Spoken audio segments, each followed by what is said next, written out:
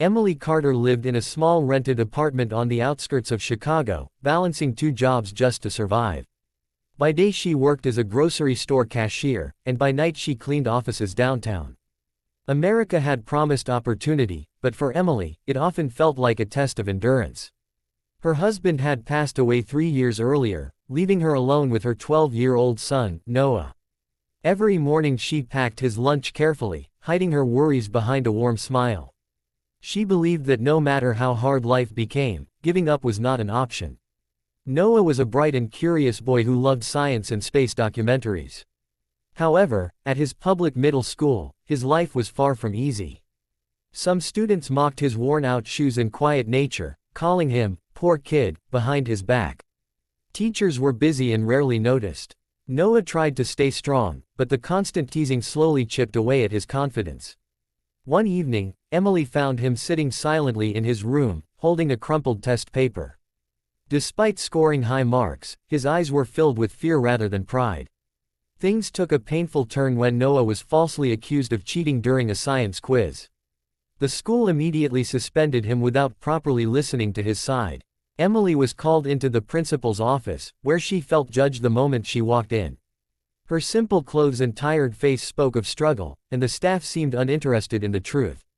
Emily tried to explain, but her voice shook.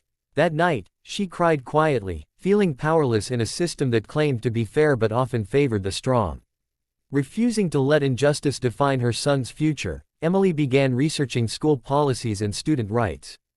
After long shifts at work, she stayed up late reading articles and watching legal awareness videos. She discovered that public schools in the U.S. were required to conduct proper investigations before punishment. With renewed determination, she wrote a formal complaint to the school district. Though scared, she reminded herself that silence would only teach Noah to accept unfair treatment as normal. Around the same time, Emily's life crossed paths with Michael Thompson, a local journalist she met while cleaning an office building late at night. He noticed her exhaustion and struck up a conversation. Over time, Emily shared Noah's story with him. Michael listened carefully and realized this was more than just a school issue, it reflected a larger problem many low-income families faced. He encouraged Emily to stand firm and offered to look into the case himself, promising to uncover the truth. Within days, Michael's investigation revealed that several students had similar experiences at the same school. The administration often rushed to judgment, especially when complaints came from underprivileged families. When Michael published the story online, it quickly gained attention. Parents, activists, and educators began sharing it across social media.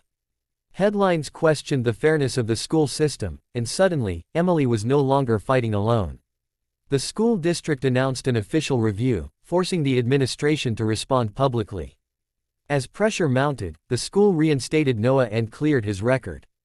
A formal apology was issued, but the damage had already sparked a movement. Training programs on bias and student rights were introduced across the district. Emily watched as her son returned to school with his head held high. For the first time in months, Noah smiled genuinely. He told his mother that he wanted to become a scientist one day and help people who felt ignored, just like he once had. Emily's story continued to spread, reaching nonprofit organizations focused on education equality. One foundation offered Noah a scholarship for a summer science program. Another helped Emily enroll in a vocational course for medical assistance. Life did not magically become perfect, but doors slowly began to open. Emily transitioned from cleaning offices to working at a local clinic, earning better pay and regular hours.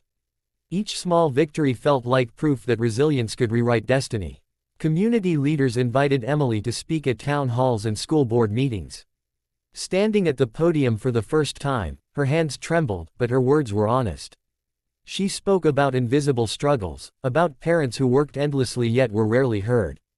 The room fell silent as people realized how many families shared similar stories. Applause followed, not because she was extraordinary, but because she represented thousands of unheard voices across America. Noah thrived in his new environment. Encouraged by teachers who finally believed in him, he participated in science fairs and robotics clubs. Emily attended every event, sometimes still in her work uniform, cheering louder than anyone else. She wanted her son to remember that support matters more than perfection. Through hardship, they had learned that courage was not the absence of fear, but the decision to move forward despite it. Months later, Michael interviewed Emily again, asking what had changed her life the most. She answered without hesitation, choosing to speak up. She explained that America still held promise, but only for those willing to demand fairness. Her message resonated deeply, especially with immigrant and working-class families who felt overlooked. Emily's words became a reminder that justice often begins with one brave decision made by an ordinary person. On a quiet evening, Emily and Noah sat together watching the city lights from their apartment window. Life was still challenging, but hope now lived alongside struggle. Noah leaned against his mother and said he felt proud of her. Emily smiled, realizing that no paycheck or award could compare to that moment. She understood that her journey was never just about survival, but about teaching her son to believe in himself. Emily's story was not one of overnight success, but of persistence in the face of adversity. It showed that even in a vast country like the United States, one voice could create ripples of change.